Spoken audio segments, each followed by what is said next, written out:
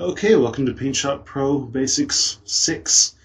We're finishing things off, well, almost nearly. We have patterns and textures left to go.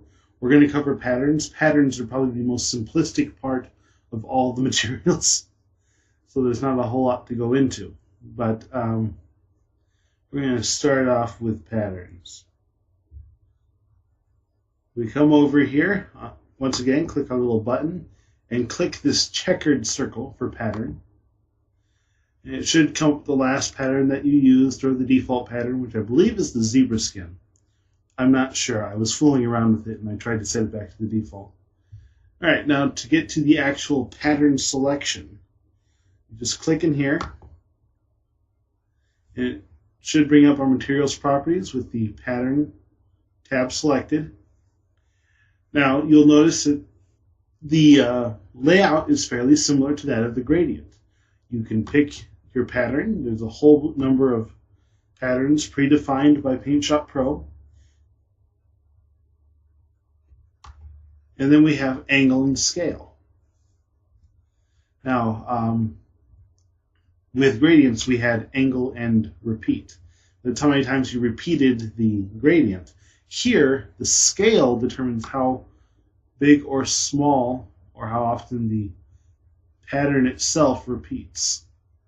You can come in really close, I think up to 250%. Yep. 250% of the original size and all the way down to 10% of the original size. How big or small it is will determine how many tiles it has. This view is not always the most accurate, but sometimes it's pretty good. And then you can adjust the angle of the pattern, and that's pretty much all there is to it. Is you select your pattern, you determine the scale and the angle. And of course, this area updates according to the settings in the dialog box. I think that's all there is to it, really. One funny thing about patterns is that you can use the currently opened image as a pattern. I'm going to click OK. I'm going to create a new, grab my fill tool. There's the feet pattern that we made before. I'm going to do something really quick, just not a whole lot. I'm going to go to start now, texture, reflection, kaleidoscope. Grab the defaults. Okay, now imagine this is our pattern. If I wanted to, I could come up here.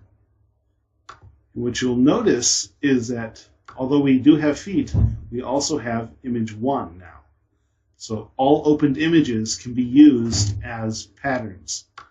You don't have to have one already saved and used and everything like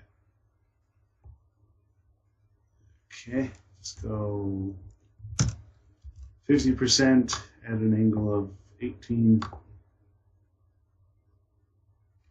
We'll clear that, we'll fill, and we used an image as a pattern. Fun, no? That's all there is to it. That's all there is to a pattern. I'm going to leave you there.